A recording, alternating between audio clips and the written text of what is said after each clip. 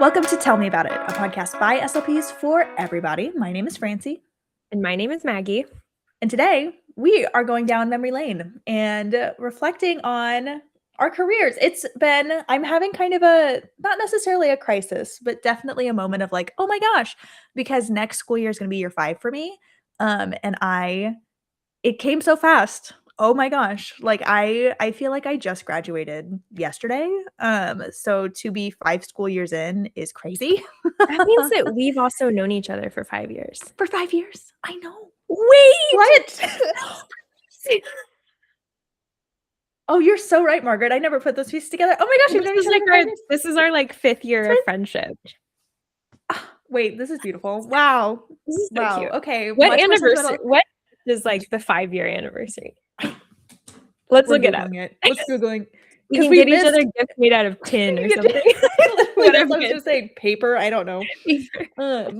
Unless it's like really expensive, and then we don't have to do it. It's like pewter. According to the internet, wood. Modern gift would be silverware. So doable. So good. So doable. It's our wood anniversary. Amazing. I love that for us. Oh my gosh. Wow. That's crazy. Wow. How did we get here, Margaret? Somehow, a wing and a prayer, honestly. Mm-hmm. Well, yes, thinking back to that time, I'm going into my 6th year of practicing as an SLP because I only have 1 more year of professional experience than you do. So we are very much on the same level. We've really grown our careers together. Yes. And kind of figured out how to be clinicians alongside each other, which is something that like I find really special. So one, grateful for this friendship, 2, grateful the careers that we have, and love that those stories have been really parallel to each other. So well, because when we my work wife. Well, when we started at the same school, the only year that I had worked before that was in a completely different setting. So I was in a very real way kind of starting over too. And like I was definitely year 1 in an elementary school. I was year 1 in like a reg ed environment. So there was a lot of stuff that we learned together and on the fly. And it is really special. So wow. Okay, much more meaningful episode than I thought it was going to be. Wow, this is so exciting. I got so like senti. I know. Aww. I'm too sensitive for this. I'm too emotional. Right? I'm too emotional for this. Oh, okay. Well, let's talk about some things. Yeah, Francie, I would love to hear one of the maybe biggest things or like kind of standout things from your first year as an SLP or, early years that you used to do or used to believe or practice or rely on that is just not a part of your practice anymore. Yeah. What have I outgrown? That's such a good... outgrown. Yeah. I think outgrown is the 90s super duper cards that I inherited from I used to rely on those so heavily, the like articulation decks from Super Duper, the old ones in the clear packaging. Those are like quite possibly older than you. Like they most definitely are. They most definitely are. And coming out of grad school, I had my school-based placement was with an SLP who was on the verge of retiring, and so she loved those cards. So I was like, this is what I know for doing articulation, and I don't use them at all anymore in favor of things like Pink Cat or Home Speech Home. So anyways, Home Speech Home is such a real one. Those like word lists of hundreds of words. Yes, I have Word Vault on my phone because there's like times where I'm like, oh, I need to do speech therapy in a hallway right here, right now, which happens more than I think it does, obviously, because the app has been on my phone and stayed on my phone now for 4 years. So I just got, how I like free stuff and I don't like paying for things. But I just got Articulation Station. That's what it's called. I love Articulation Station. Because now it's called like Articulation Station Hive or something. And so it has like more functionality. It's got the test center. So it has like a little screener that you can do with it. But it is great. So I have started using that more recently. And it's awesome because it's on my iPad and I Mm-hmm. can just throw it in my bag instead of carrying around a bunch of cards. But no, I love that. Yeah, I was definitely like, oh, I have to do these cards. And I don't do that anymore. was it because you preferred and liked them, or was it because they were there? Both. Okay. I think as starting as a new clinician, I needed the tangible, and like I needed like a manipulative just to feel like, oh no, I'm actually doing something. Because one thing I have outgrown too is doubting myself. And so I think early I needed like, oh no, this material will help me like do the therapy. This like thing will help me do the work. And I've moved on from that, which I'm grateful for because we love growing in our clinical competence and our clinical confidence as well, competence and confidence. So that would be the things that I'm like off the dome. Those would be it. How about you? What have you outgrown therapeutically? I have grown into like direct teaching of skills. Something I was really bad at as a baby clinician was I would like see the IEP goal and then be like, okay, great, I'm going to target that goal. Like I'm going to target, if it's WH questions, I'm just going to ask a bunch of WH questions. And now I'm like, okay, that's not really like the goal is there because they don't know what WH questions are. Like I have to teach what each of these words means. I have to teach what they should be looking for and then work up from there. So that was something that I definitely, because for a while, it can sometimes look like you're quote unquote not targeting the goal when actually what you're doing is building requisite skills for the goal. So that's something that I've learned over time and been like, okay, we need to back up a couple of steps and think about what skills actually go into this and do they have those? If the answer is no, then we need to work on those first and then we can target WH questions or whatever. So I was just about to say one of the things that I do feel like I have grown out of is targeting skills in isolation and just being like, well, this is what the goal says, I have to do this thing, and not thinking about it from a more abstract perspective of like, yes, our goal is to work on WH questions. We need to be doing things like playing Guess Who and reading books together and like targeting those skills in much more naturalistic contexts for generalization purposes. And I feel like I have gotten better at getting over myself because I feel like part of the reason why, and as an early clinician, it made me feel like I wasn't doing anything. Or like it didn't look therapeutic to be playing a game like Guess Who. Because then my principal would come in and be like, what, are you just playing games? And I'd be like, yeah.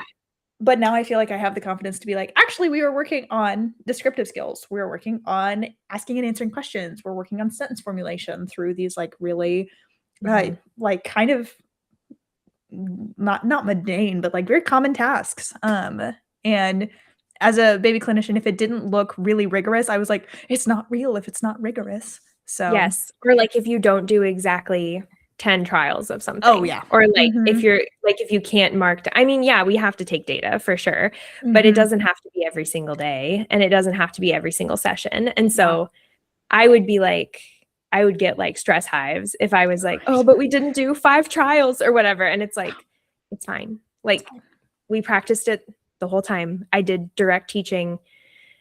I did like dynamic stuff with it. Yeah.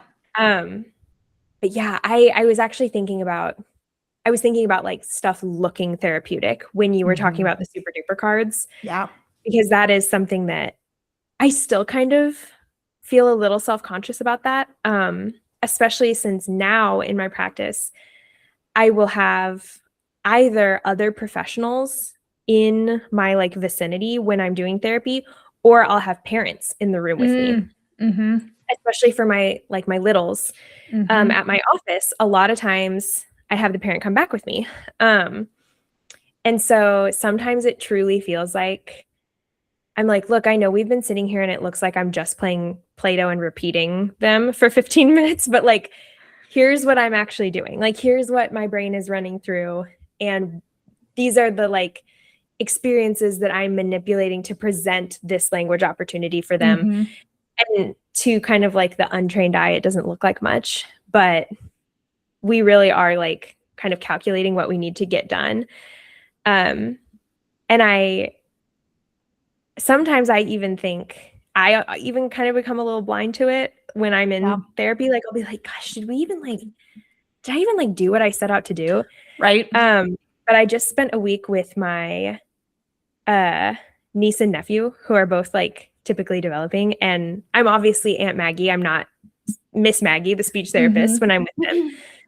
And when I was just like hanging out and like playing with them and, you know, taking care of them, I was like, oh yeah, this is different. Like this is not therapeutic. Like we're just vibing. Like we're just vibing. This is totally different. This is totally different. And so that was helpful for me to be like, okay, yeah, this is the difference. Yeah. This is what it feels like to just like hang out with a child versus like when I'm on and in like therapy mode. With that, what has been one of your favorite, as opposed to things you're leaving behind, what is one of the things that you're excited to like welcome into your practice, or like that you're doing now that you love? Definitely. And this has been a very intentional shift in my practice, is literacy integration. We've talked about this before. Yes, this is a huge focus for me.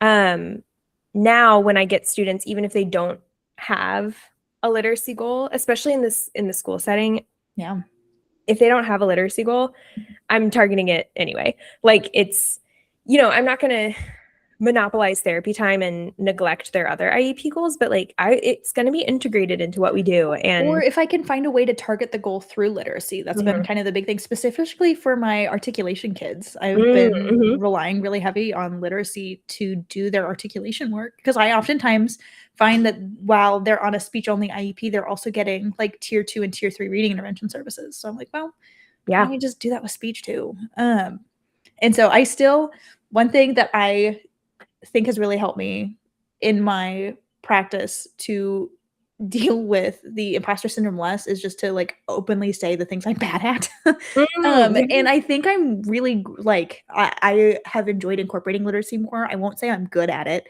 And I definitely am learning better ways to structure my sessions to involve literacy.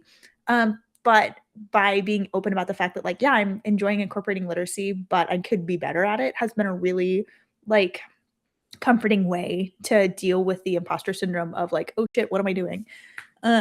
So two-pronged front there of just being really open about the things that I'm growing in, and two, just enjoying the ride and growing in the things I'm growing in. So yes, I even like kind of caught myself the other day. A teacher asked me about teaching literacy to non-speaking kids. Yeah. And I was like, yeah, you totally can. And it's also really important that we do. And we talked about it for a little bit longer, and they ended up saying like, I just don't really know a whole lot about teaching literacy to that population. And I'm like, honestly, I need to do more like research in that area too. Comprehensive literacy for all is on my summer reading list. Yes, because because I need to read it so bad. Yeah. And I feel like that book would also help me teach my lower support disabled kids to read as well. Yes. Yeah, it is. Well, okay, so kind of in this vein, and this is another thing that we've talked about a lot together. Literacy, I very intentionally like saw a need and sought out professional training. Something that I've just started to like kind of organically add in is just like world knowledge and content knowledge. And I've been trying to do a lot more themes and like thematic stuff, not because themes are fun and cute. They are, but like that's not the reason I'm doing it. It's because like world knowledge helps overall language ability so much. And especially for our kids that are kind of like underexposed and vulnerable. It really is meaningful. I could talk about this for like hours and hours, but like talk about something else that I am actively looking forward to in growing in next year is that I'm starting to design themed lessons for my kids in our life skills room and in our supportive room for students who are non-speaking. And that's one thing that I'm super excited to like really dive into, because world knowledge is so important, and so much there's obviously an importance in syntax and things like that, but so much of our job is also like teaching vocabulary and teaching efficient pathways for vocabulary, and through themes and through things that are kind of semantically linked that way, it just makes it easier to learn and connect the words that we have with the experiences that we are going to have. And so agreed. That's one thing that I need to be better at, and I'm hoping to be better at next school year. So yes. I have a student with dyslexia that I'm working on reading with. And today the word imprint was in one of the things we were reading. We were reading a little passage about fossils. Part of this is I've also incorporated a lot more like nonfiction into my sessions and stuff. But yeah, we were reading a little thing about fossils. The word imprint was in there. And I was like, what do you notice about this word? Does it make you think of anything? And they were like, no. So I covered up I am and was like, what's this word? And just show them. I'm like, it says print. Let's think of some other things that have the word print in it. And they were like, printer paper? And I'm like, yes. What does a printer do? So we talked about, how a print is either like a copy or a picture or something that evokes something else. I didn't use the word evoke, but you know what I mean. And it's not teaching them how to be better guessers. It's teaching them how to see the connections between words. And there's a difference too. I've been really diving into this with RTI this year, the difference between a whole language approach and just teaching morphology. Because morphology does what whole language wants to do, if that makes sense. That is so true. Yeah, wait. Okay, that's so true. Break that down a little bit. So the whole language approach is like making an educated guess. She could be morphology. She wishes she could be morphology. I've been thinking about this all year, Margaret. Whole language wishes it could be morphology insofar that whole language wants you to look at the words around it in the context to make those connections. However, if you're doing that in a lack of world knowledge and you don't know the morphological features of that word, you don't know the root, you don't know the prefix, you don't know the suffix, you're not going to get there. And the thing that's going to get you there is by directly teaching morphology. That is one of the things that I've been wanting to do with my older kids who have language disorders for reading and writing purposes, is to be heavier in morphology. And we actually just got a morphology curriculum for 4th grade. I know. I can't remember the name of it off of top of my head. It's like Mighty Morphology or something like that. Ooh, okay. But that's one thing that my district is kind of committed to for our older students, our older elementaries, is to really dive into morphology. So anyways, there's my take. That is huge. Because I think the heart of whole language is to kind of get at that. Like the idea is to give kids tools to read to learn, so, but there is like a base level of knowledge that you have to have. Like you can't just start off doing that. You have to know about decoding. There has to be a solid foundation of that. But like explicitly teaching morphology, and this is more kind of in enrichment territory. I would be reticent to implement this with a lot of our students because we're so often working on like really functional academic skills. But even like Latin and French roots that play such a huge role in English. I think for our like dyslexic students, those are a huge help. Anybody you're seeing who's like SLD, reading that you happen to be on caseload for, like that would be the profile, if that makes sense. Yeah, teaching like root words or base words where it's like, okay, anytime you see, the only one coming to my head right now is like ject, like interject, eject, like that kind of, that JECT. It has a meaning. And so that can tell you about an unfamiliar word. If you recognize that, you're like, okay, I think this might have like an interjection. It might have something to do with like a sudden springing and like, it can tell you a lot about the word. Without just relying on a guess, because you're at that point you're making an inference. It's not just a random guess. It's not world knowledge. It's So that's really cool. I love that. Like whole language is trying to do what it's trying to be morphology instruction. I mean, in order to make sense of those words that are unfamiliar, to break them down into their little bits really is so helpful. But unless you know what those little bits are, you're not going to get there. One of the best classes I ever took was a medical terminology class, because it's just morphology. Two, it really helps when you're parsing through your students' medical records and you're like, okay, well, I know that this suffix means this kind of procedure or this kind of like situation. Anyways, That's my morphology really is that girl, and we don't give her flowers enough. So true. So true. And I get that I'm a language nerd and I like grammar more than the next person. And I like etymology and linguistics more than your typical gal.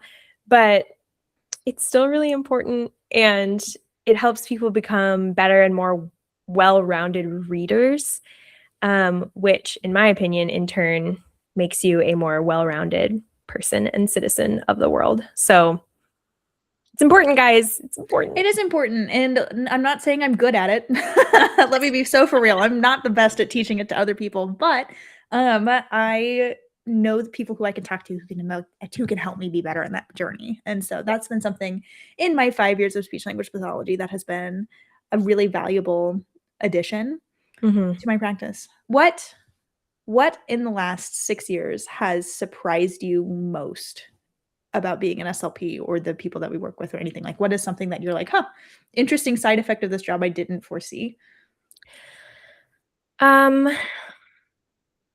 Not to be Debbie Downer, but like this job can get really dark. Yeah. And I think that people don't realize that because it has a very shiny, happy, peds forward, feminine like coding or like packaging to it. And, stuff we talk about all the time is like, oh yeah, I love bubbles, I love stickers, like I love playing games with my kids. And like, yes, that is all true.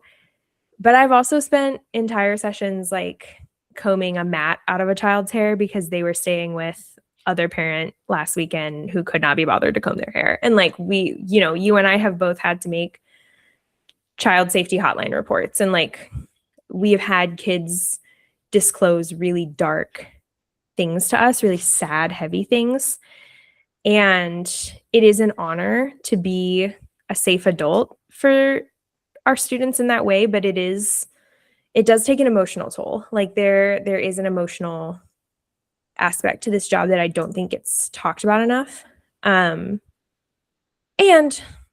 not for nothing, sometimes the nature of disability is just really tough. Like we have talked about this before too, of like severe disability. It's really hard to sit with a student who has a goal for like going 60 seconds without self-injuring. Like that's tough, because you care for them and you don't want them to hurt themselves. And thinking forward about the future of this child who will eventually be an adult, thinking about like, okay, what functional skills are they going to need? And knowing that they'll be working with, all of these other symptoms of their disability. It's really, it can be really heavy. So that definitely surprised me. I didn't think that was going to be as big a part of my career as it has ended up being. That I feel like was never addressed in grad school. When I was going through my training, I never once did it come up that so much of our job is also just being a safe place for the people we work with to land. And like they talk about therapeutic rapport and making sure that you have good connections, but like truly the emotional heavy side of just being in a person facing job, I feel like didn't get addressed as much. And specifically for you and I who went from grad school to Title I jobs, because not everybody out of grad school is going to have these experiences either. It's very that's the thing. It is placement and child dependent or client dependent. There are like, I don't know. Okay, wait. How do I want to phrase this? There are settings where you're going to see more of this than others. And to me, that's also really sad. Like that's another part of it that it almost like makes it worse in a sense where I'm like, oh, man, like, this school is in a really high income area. So we're probably going to see less child neglect. Like that really bums me out, man. Like that really hurts my heart. That was something that really kind of sent me into a tailspin my first 3 months of working at my new school, is because I went from a district that did not have much money to a district that has the resources and has really big parent involvement. And don't get me wrong, there's going to be disparity everywhere you go because that's just the nature of the world. Okay. Everything's fine. Okay. That was a big reaction. Turner just sent me a picture of Diamond laying curled up outside the office door because she was begging to be let out. She said, please let me back in, mother. Okay, let me let her Okay, you let that baby back in before she calls ASPCA.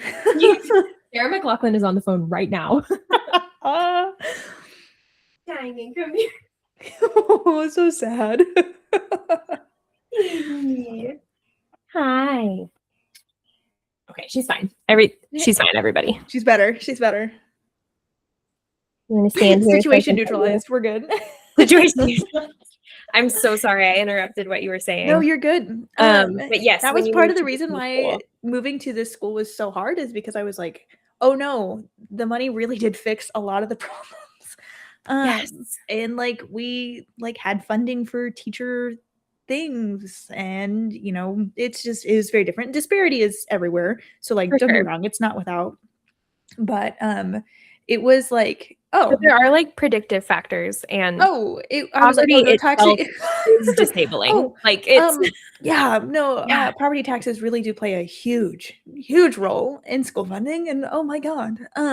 So anyways, that was a real that was a real bummer moving to this school. But one of the things that surprised me, I guess I wasn't necessarily surprised. I'm just surprised at how big of a role it is. I've always been somebody who's been very like social justice minded, and so much of our job is political.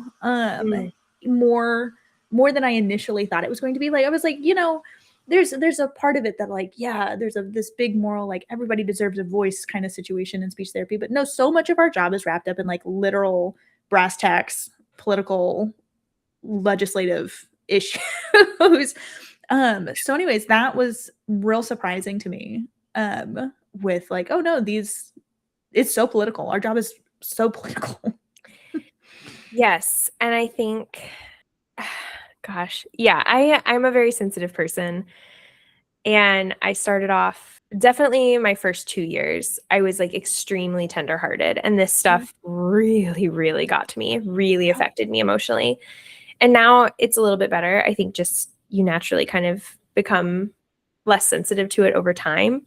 It's not that it isn't still heavy. It's just like, I don't know, you figure out. You learn how to carry the weight easier. Like, it's still heavy.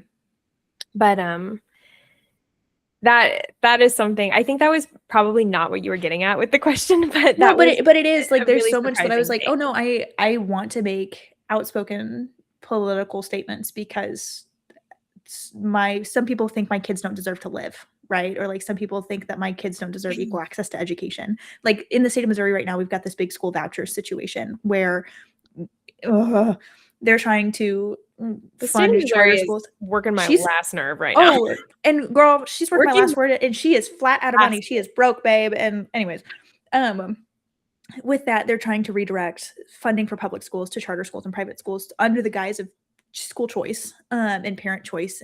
But what that does is leave my kids with disabilities in underfunded schools. And so I've gotten surprisingly involved in like Missouri politics now because I care for these kids, and my job is not removed from politics. And so to be disabled is inherently political, and to work with people with disabilities is inherently political. And so that part and how important it is to be political as an SLP surprised me. So yes. Yeah. I like you have also been very like social justice minded and oriented, for sure, like all of my adult life, but I didn't realize like how important it was going to be to pay attention politically to what was happening like locally. Like it's easy to pay attention to national stuff because it gets reported on more. It's sometimes kind of sensationalized, and sometimes just actually insane and sensational. But local policy really, really matters, like day to day, more than national policy does a lot of the time. So having to pay attention to stuff and know who to contact or like what groups to back. Were you involved in the property tax freeze issue that went through a couple ballots ago? No. That St. Louis City, which I am a St. Louis City resident, so that was not on the ballot for me. I but I was aware of it. I live in a county that did not have that issue, but I work in a county that did get impacted by this. Basically, because the Chiefs are wanting to move to Kansas, it opened this whole like backdoor deal to allow different counties to freeze their property tax level as it was in 2024. And when you work in the schools or you work for a fire department, your income is based off of the property taxes that you collect. And it was one of those things where I was like, our superintendent came around to all of the schools to basically be like, hey, if this passes, times are going to be tough here. Like, basically. Yeah. And I appreciated I love our superintendent. She is so real. And it was just like, I never want to beat around the bush. I never want to paint a happy face on something that's not. I'm going to tell you, if this passes, it's going to be bad for us. And like, we're going to be operating at a deficit, and within 5 years we'd have no money, and we'd probably like, we'd be bad. We'd be in bad shape. Fortunately, the place that I work cares deeply about its teachers, and they chose to shoot it down. So we're fine. But like, I had a moment where I was like, oh shit, am I going to have a job? Yeah. Yeah. And what's sad is that like especially as like a related service provider in the public schools, that like, oh shit, am I going to have a job feeling seems to be like biannual. Like it's like, right? I feel a little bit better being hired through a district because I'm at least legally required to be there so long as kids have an IEP. But for some of my teacher friends who like, well, next year's class is looking a little low. Like, am I going to get moved to a different building? Am I going to get moved to a different grade level? Like, if it's not me, it's going to be my friends that are impacted by these choices. And so, surprisingly political. So, yes. Yeah. Didn't really notice, or I didn't really like predict that, I suppose. Didn't see that one coming. Yeah. I'm trying to think of other more kind of like brass tax. Or like brass tax examples of like example, Missouri chose to not fully fund its sped budget, and so we're supposed to be reimbursed for $7,100 per child, and we're only getting reimbursed for like $6,400 per child or something stupid like that. I'm probably horribly misquoting that. But I do know that Missouri is not fully funding their sped budget. Yeah. Well, I was just thinking like, what are some things that have been surprising to me like day to day about like less about like big picture stuff, like emotional trauma and how much I walk in a day.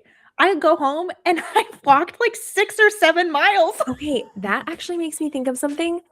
How much physical physicality this job. I started lifting weights to be better at my job.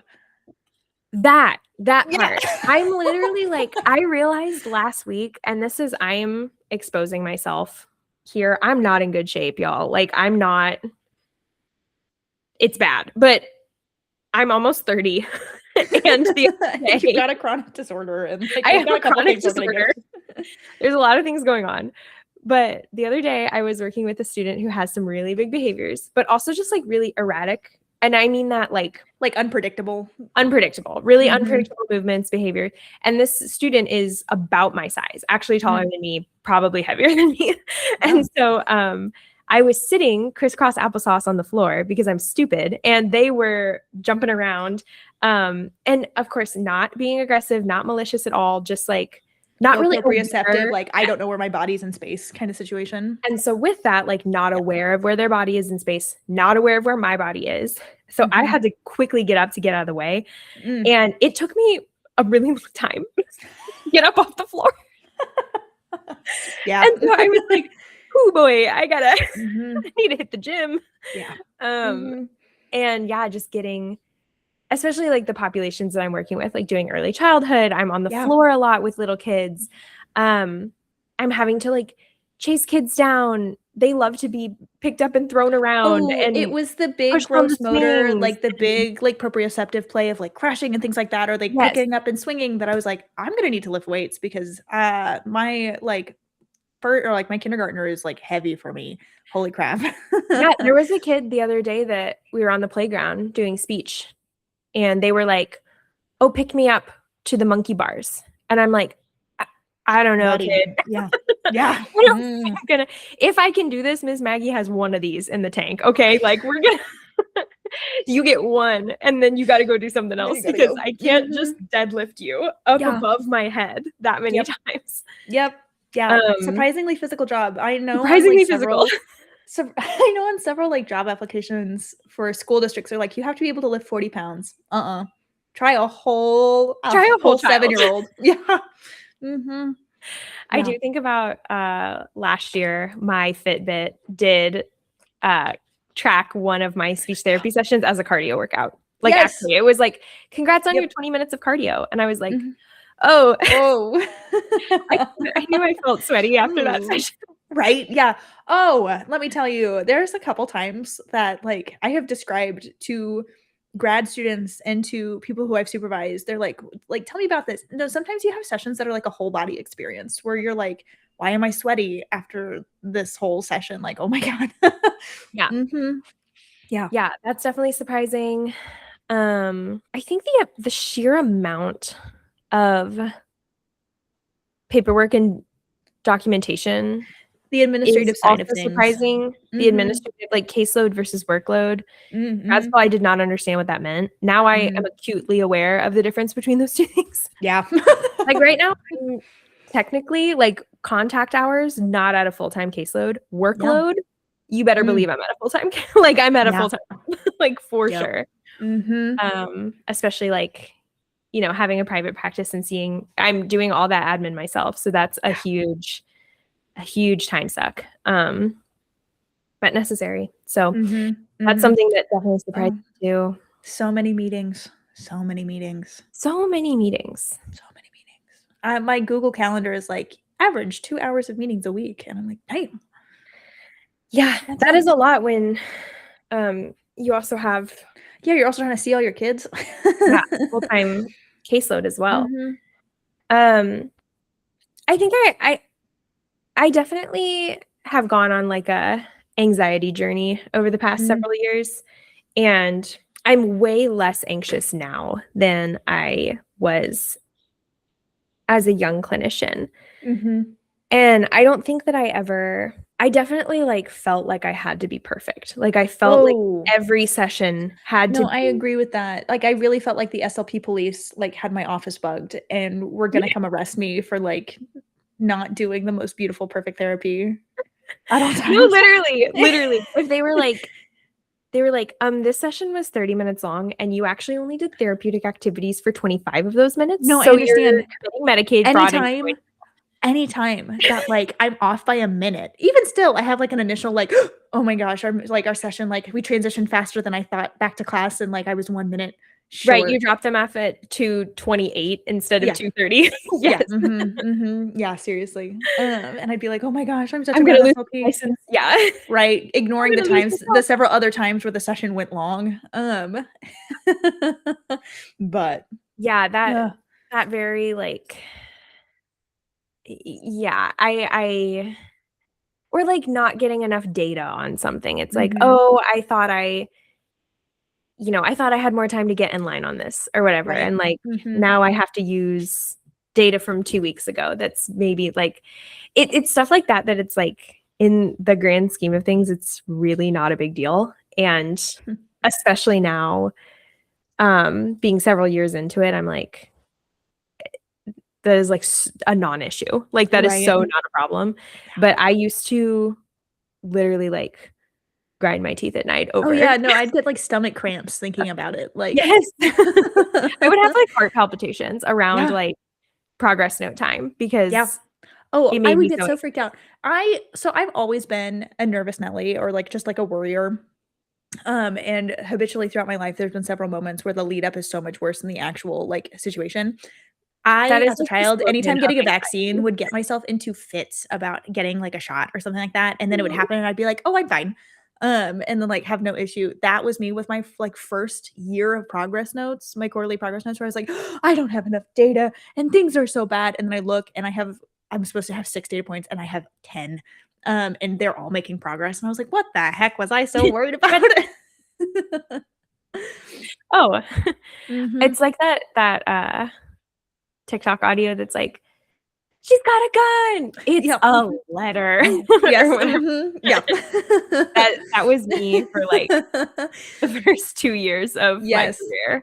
I was just like, oh my God, the SLP police are gonna, you know, they have clap my in office bugged. irons. They're watching me, Yeah. and I'm gonna get arrested and sent to SLP jail. So, no, it hasn't happened, and I don't think it's going to.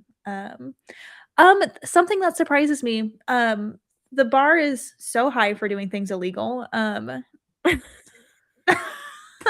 Oh my gosh, No, actually. that's been okay. If you want to talk about something that was surprising, when I was in undergrad and grad school, during our ethics classes, we would start the session by pulling up the ASHA wall of shame and being like, look at these SLPs doing awful things and are getting like censured in their license. Like, don't be like them.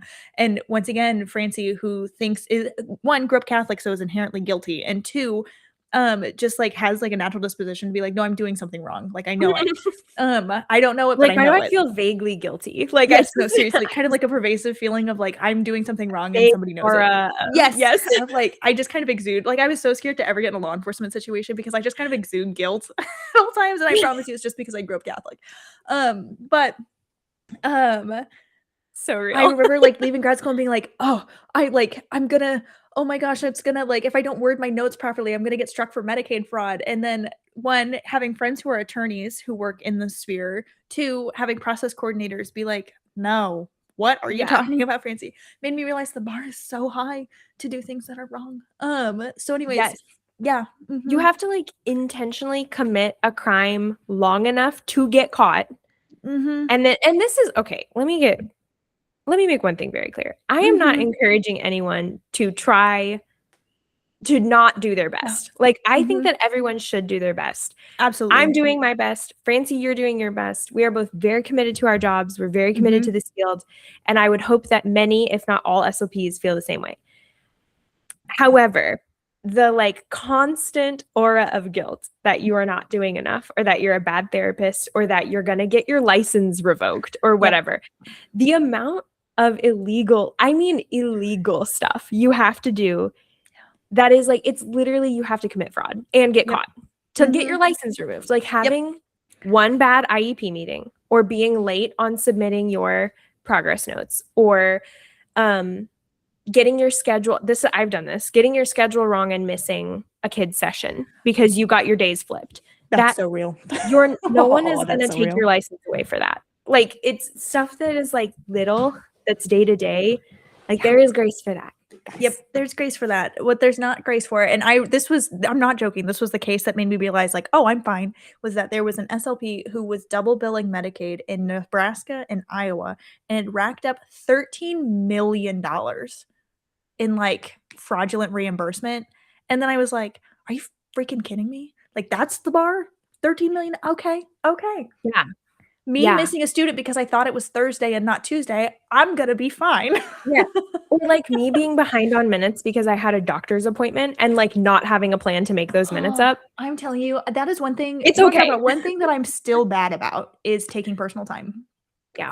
I just don't do it. And that is something that I want to be better at, is to actually use my PTO for things other than doctor's appointments. And on top of that, I only take a half day for that. Like I don't even like take the full day off. Yeah. It's really, and maybe people are listening to this and being like, dang, these girls are anxious. Yeah, first of all, Carly. Listen, okay, we know. All right, it's being addressed. It's been addressed by me and my therapist since the age of 16. Okay, listen. Right? I know. But if I know something about SLPs, it's that we all kind of tend to be a little high strung. So I'm sure that there are other people out there listening to this that are like, oh my God, yeah, me too. So real, and you're not going to go to SLP jail. You're not going to go to SLP jail. You told me our first year working together, you're like, they're not going to take your birthday away. And I think about that a lot. When I tell you, Paula Hubbard, my mother, that was the line. Shout out, Paula. If that doesn't tell you about like how anxious I was as a child, that was the phrase that my mother would say to me if I felt like I was doing something wrong, where she'd be like, they're not going to take your birthday away, Francie. Like, you're going to be fine. Anyways, that advice has carried me far, because you're right. They're not going to take my birthday away. I'm going to go to my doctor's appointment now. So yes. Okay, this is another kind of anxiety fueled thing that I think in the midst of learning. Like I've certainly gotten better at it since I was a baby clinician, but right now I think I'm in a big growth period for this.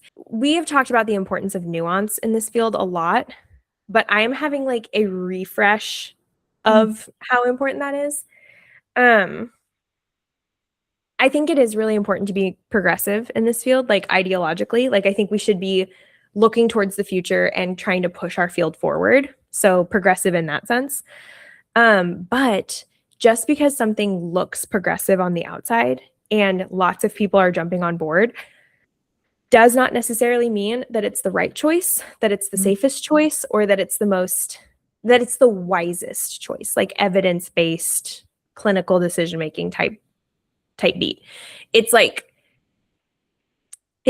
more things in this field take discernment to use like a very, I feel like, heavy vocab word for this. Like let me tell you, the Jesuit in me loves, because that's a tenet of like the Jesuit, like collegiate pedagogy is discernment, reflection, and discernment. I love a discernment. I love a discerning moment. And I think you're so right. I think for the field that we are in, trends are not good. No. And to also, I am just somebody who's just not, and this is just me as a person, I'm just cautious. It shouldn't be, once again, they're not gonna take away your birthday. Shouldn't be a surprise. Like I'm somebody who won't even update my phone as soon as the new update comes out because I know there's gonna be bugs. So I wait until the second like iteration of it. So anyways, I know I understand what you're saying. Like you need to be cautious going into things that are having like a really hot moment. Because that might not be the best. Yeah. Time passes slowly, unfortunately. And for things that are evidence-based, it takes time. So yeah. And things are rarely as unsatisfying as this is, and as much of a like cop-out answer as this sounds like, things are rarely one way or the other. Truly. Oftentimes something, an approach, a therapy technique, some, combination of those things, sometimes it is completely inappropriate for one student or like for a decent portion of your caseload. But then you get that one kid that comes on in and you're like, oh my gosh, this thing that I left in the dust years ago because it wasn't appropriate for any of my kids, it's appropriate for this kid and I'm going to pull it back out like that.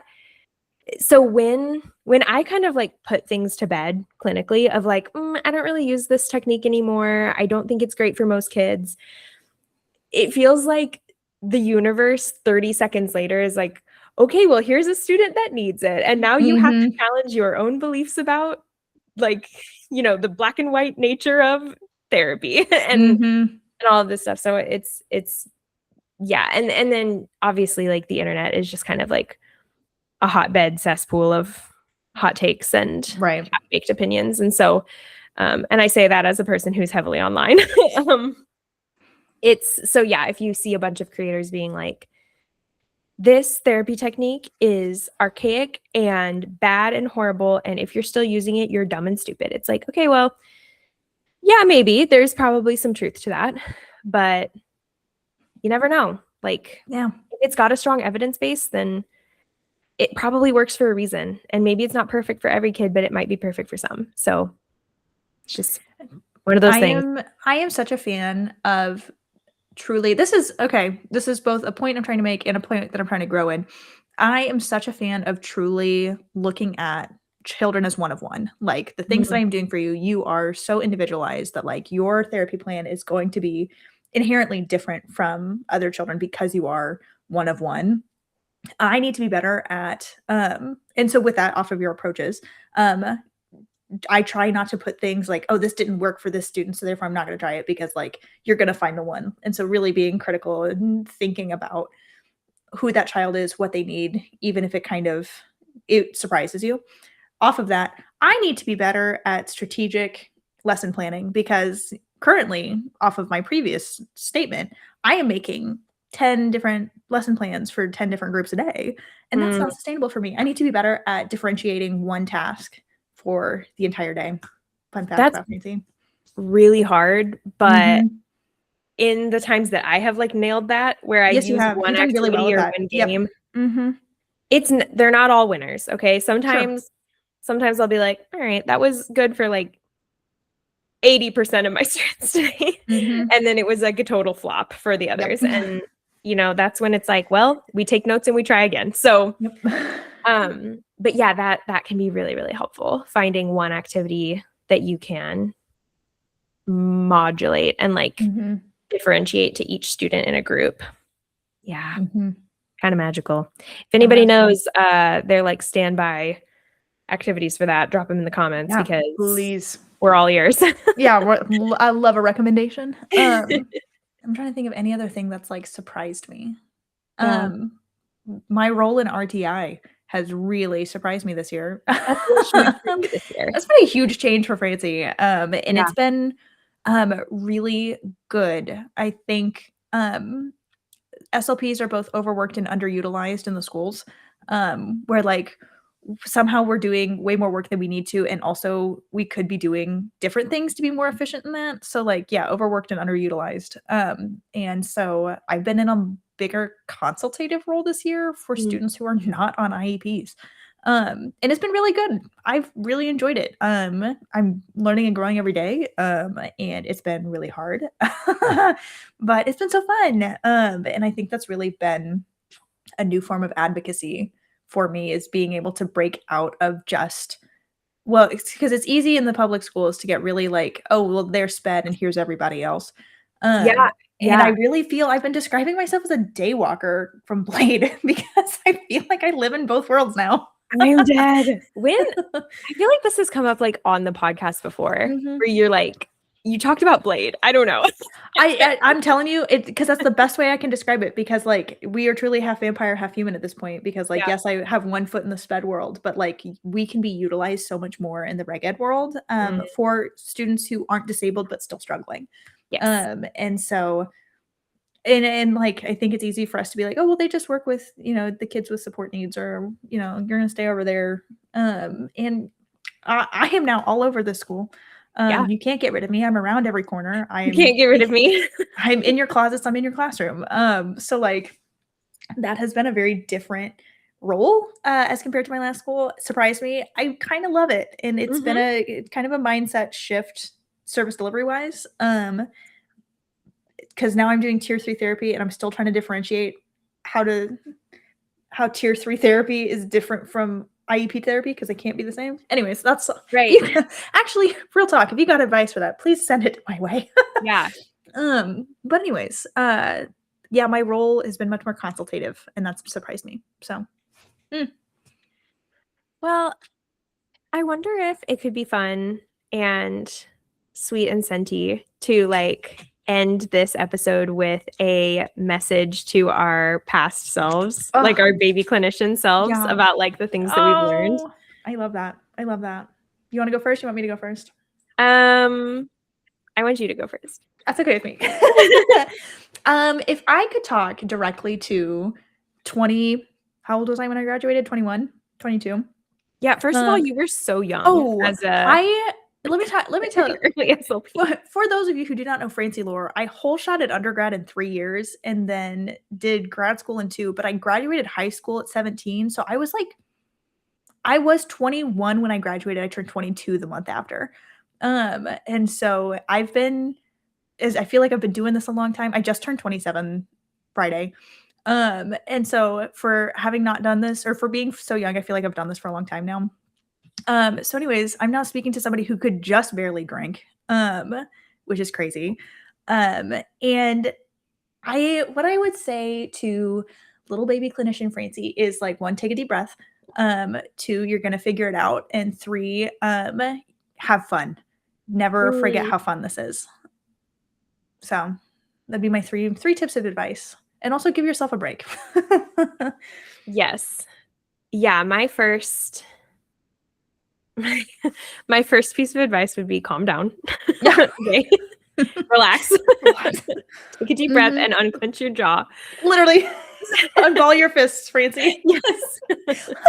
Oh gosh, this is reminding me. There were several times at the school that we worked together where I did not realize that my thinking face is retracting my eyelids. And I'd be walking around the school and they'd be like, "Are you okay, Francie? What's wrong?" And I'm like, "What? I'm fine." And like eyelids fully retracted, whites of my eyes fully being seen, looking like a prey animal. Yeah. And yeah, girl, you got to take a deep breath. It's Fix your okay. face, sis. I've been told multiple times by different people that I have resting sad face. Like I Aw. just look sad. Like, what's wrong? I'm like, nothing. Oh. Yeah, where you have resting sad face, I apparently have resting haunted face. So, Haunted face. So yes, both of us, baby clinicians, needed to calm the F down. We needed to take a deep breath. And I would probably be like, hey, heads up, direct teaching and trauma-informed care are going to be like your most valuable tools going forward. So maybe brush up on those. Right. Just kind of early on. Yeah. Ooh, that would be so good. Yeah. Spoiler alert, Francie, you're going to go through some of the hardest things you've ever heard of. Oh yeah. Heads up. Like, the worst stuff you've ever heard in your life, you will hear in an elementary. To our listeners, I cannot express to you how crazy our first 3 years of practice were. And I feel bad. I feel bad. Once again, I'm not fun at parties. Because when people ask me about my first 3 years at school and how different it is now, I can't be cool about it. You know what I mean? And have to be like, no, it was like I got like open wound eczema on my face from being so stressed out there. Like it was nuts, guys. I gave myself a chronic back problem. Yes, from stress. And I was telling my sister-in-law some like stories from that time, especially like things that happened, unfortunately, to the students that we worked with. And she, who worked as an ER nurse at a level 1 trauma center, was like, damn, girl, that's really heavy. And she's like, yeah, it was. Yeah, it is. Yeah. But well, and that bringing it back to trauma-informed care is huge. And I think like if I hadn't worked at, because I worked at the DV shelter, a domestic violence shelter, during my first year professionally as an SLP, I had like an after-school job at a DV shelter.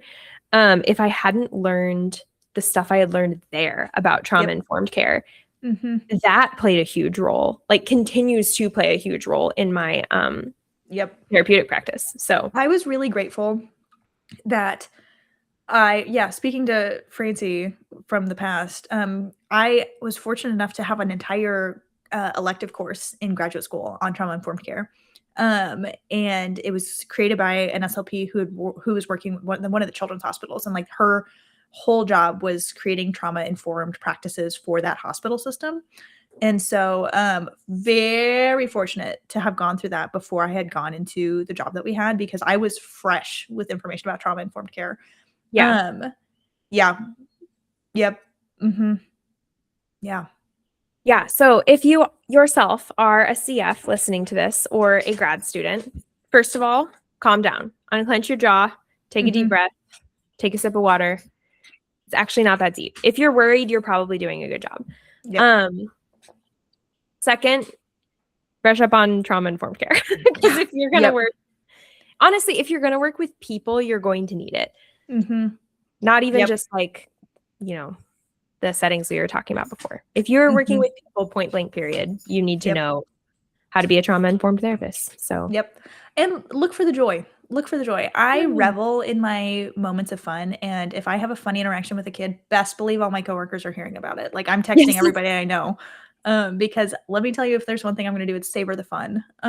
So this job is great, and it's so much fun, and it's hard, but it's so much fun if you let it be. So yeah, don't take yourself too serious, kid. So yeah. Well, this has been a fun like walk down memory lane. It really has been. We were both kind of in a mood starting recording today. We're both just like kind of having a day. But this has been nice. We have grown a lot. It's nice to take a moment to look back on how you yourself have progressed. We celebrate small wins in our clients all the time, but I feel like we don't celebrate them in ourselves. So this has been nice. My soul needed this evening. I know. I would love to hear from other therapists. What are you celebrating? What have you grown as? How have you grown from DM us on Instagram? How have you grown as a clinician? We would love to hear. Yeah. But for the time being, this has been Tell Me About It. You can find us wherever you're listening to us now, either on YouTube or Spotify, under Tell Me About It and SLP podcast. And you can follow along or DM us on Instagram at Tell Me About It SLP. And we will talk to you next time. Goodbye. Bye.